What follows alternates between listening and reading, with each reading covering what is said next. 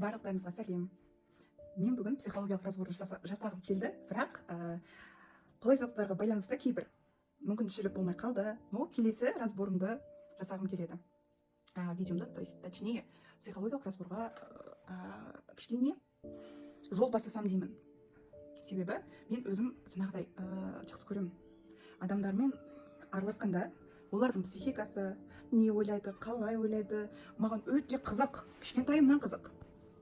Өзіміз тану пәнін мен бұрын жақсы көретін Райхан апайыма көптен көп рахмет. Маған өте мейірімді апай еді. Вот сол апайым махаббатымды ашқан. Прям сүйіп оқитынмын, ол сабақ болады дегенде қуанып портфолиоларын бәрін дайындап, даже андай кітаптың полын оқып тастағанға қызыққаным соншалық бір күні да. Сол сияқты мен адамдардың триггер еткім келмейді. Андай мен мынандай едім, мен права едім, бірақ осындай ситуация болды деп жертва болып, басқа адамдардың нервтарына тиіп, вот не хочу. Аллаға шүкір, бұрынғы жасминаға қайтып келе жатырмын. Поступенкам постепенно. Өзіме бұрын құйған инвестиция, былайша айтқанда, білімдерімді қайта есіме түсіріп, бұрынғы шабыт отымды қайта жағып жатырмын. Енді қалай айтсам болады сіздерге? Ну, әр адам жеке тұлға. Мен әр сәтімді, әрбір әдемі сәттерімді осылай ертең қартайғанда немесе жабырқаған кезінде осылай көріп, өз-өзіммен гордиться еткім келеді. Может, бұл сізге керекті сөздер шығар, может, керек емес шығар. Ну, точно білем, маған керек. Немесе алдыңызға түскен, может, сізге керек шығар.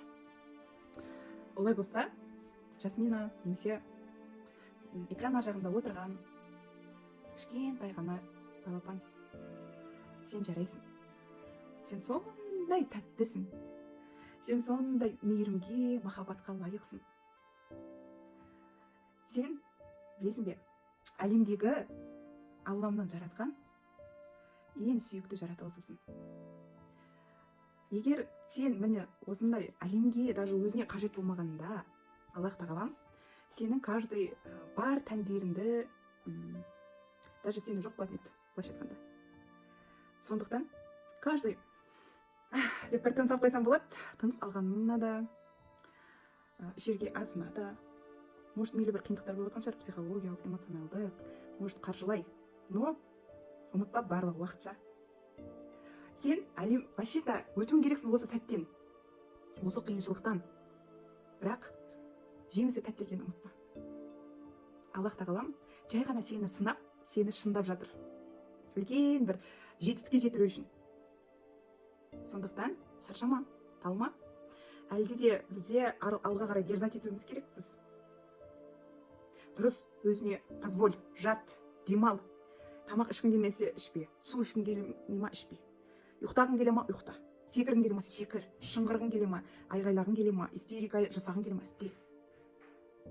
Ну, одан кейін жеңілдеп, Құдай қаласа, болашақта үлкен жетістік, үлкен, қалай айтсам болады, не только болашақ, қазірдің өзінде уже сен түсінесің осы сәтіңнің алтын сәт екенін. Сол просто қазір қызым ой. Болашақта айтып жатқан себебім, менде де болды. Падение, апатия. Вот уже даже болашақты ойлағың келмей, даже қазіргіден шаршап тұрсың ғой. Қазіргіден шаршап тұрғандықтан болашағыңды ойла. Болашақта мен оны қайталамаймын. Ал қазір нормально болып тұрсаң, қазіргіне шүкіршілік айт. Қазіргінді қабылда. Вот тогда жеңілдеп барлығы жеңіл болады. Сен бар жақсылыққа лайықсың.